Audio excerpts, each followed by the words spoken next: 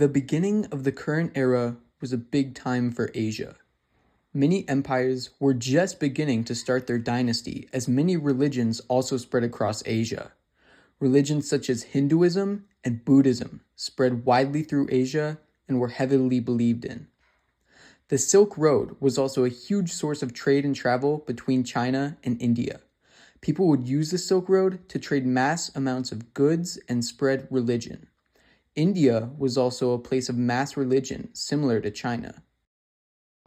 We take you to the beginning of Xuanzang's journey, when he was growing up Confucian and decided to take this long journey influenced by his brother. His goal? To travel across Asia and India to learn the Buddhist ways. Buddhism was spreading like wildfire at the time, so it was the perfect time for Xuanzang to learn. Though Xuanzang's original religion was hard to abandon, he felt it must be done to pursue his Buddhist desires. We take you to Xuanzang's and his brother's home, where he was first influenced to pursue Buddhism. As if it were not for his brother's influence, his journey never would have happened.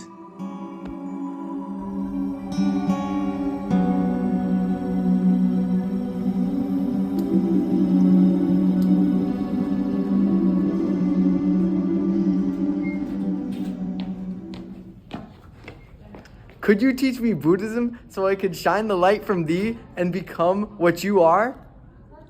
No. Why, brethren, do you deny me this opportunity of something so sacred? I have passed the path for myself, as thou must for thyself. I can only grasp a splinter of thy knowledge.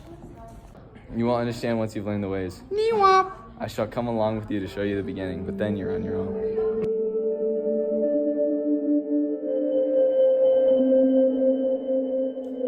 Though Xuanzang's brother will not travel with him for his whole journey, he's still determined to learn the Buddhist ways. Xuanzang would continue his journey with his brother in Asia, passing through Chang'an and Sichuan. But he would get stuck in Chang'an as he did not have a traveling permit. So he decided to sneak out and head to India for the fountainhead of Buddhism, leaving his brother behind. He went on to study at all Buddhist sites and gather tons of Buddhist scriptures with his disciple Kuji. Xuanzang would finally return home to China in 645 AD. He received a warm welcome from all those who surrounded him, especially by the king of Chang'an. Xuanzang, you finally returned from your Buddhist trip. How are you, my fellow?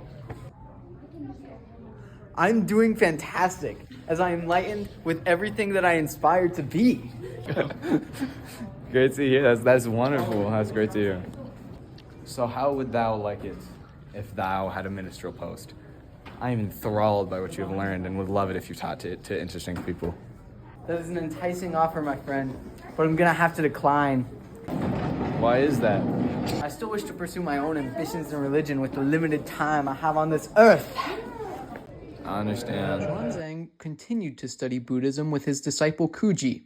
They were attempting to start their own school on the teachings of Buddhism, but then a new disciple from Japan came along. Hello, Xuanzang, sir. Now who are you, young one? I'm Dosho, sir, and I wish to study Buddhism as your disciple. I will gladly take you in, my boy. Xuanzang would then go on to teach Dosho everything he knew about Buddhism. But eventually, Dosho's time with Xuanzang came to an end, and he had to travel back to Japan. Well, I guess this is it. It's okay, boy. Well, I promise I'll teach everything to my people in Japan. I really hope to enlighten people like you do, Xuanzang.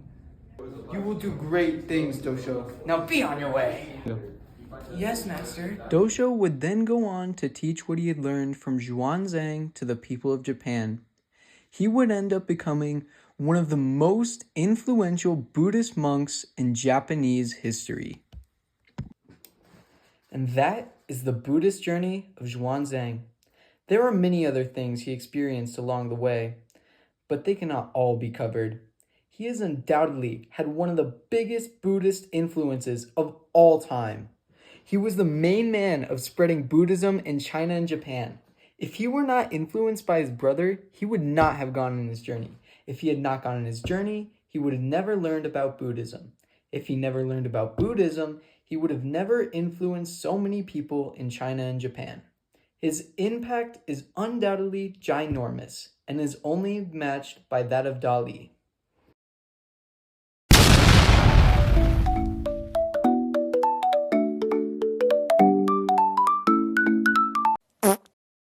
But funny.